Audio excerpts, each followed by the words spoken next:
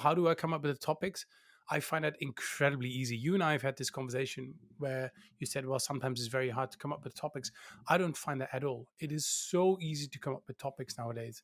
I have lots of conversations with lots of people and they ask questions and I keep track of those questions. Every question, however simple, is a prompt for a reaction, some kind of content you could create. Now, whether the content fits within the brand of what you want to do, we could talk about that later.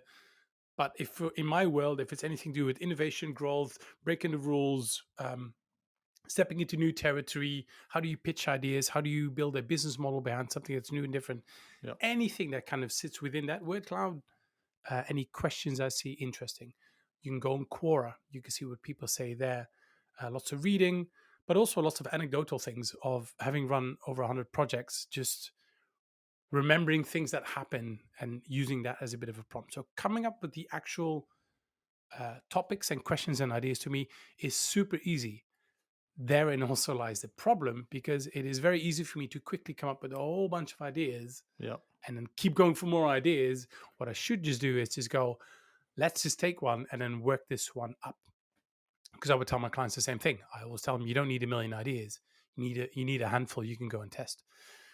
So the trick there is to go a couple and just pick one. So what I do now is I have an Excel sheet, which I keep track of all the videos with maybe a bit of a note or a blurb or an example behind it. Yeah. And I just pick them.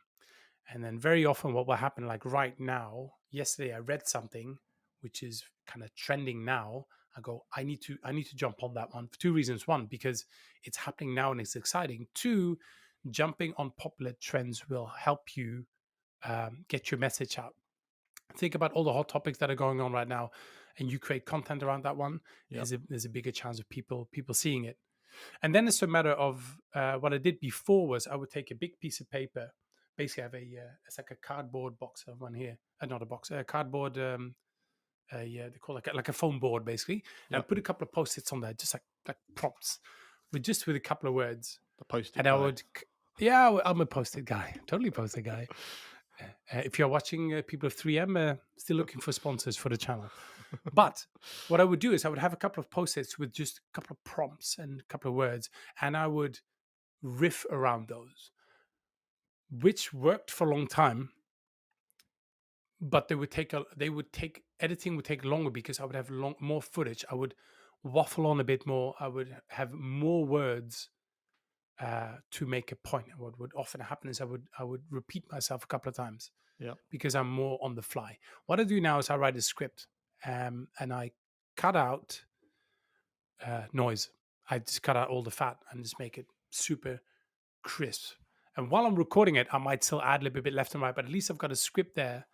And that's really helped me because that made, my recording. I used to have, let's say, 2 hours of footage, which then whittle it down to a 6-minute video. There's a lot of noise. There's a lot of extra weight, which you don't need. Yeah. And now with a bit of scripting and thinking that through a bit better, already having an idea what's the thumbnail, that little picture you see on YouTube for what you click on or not.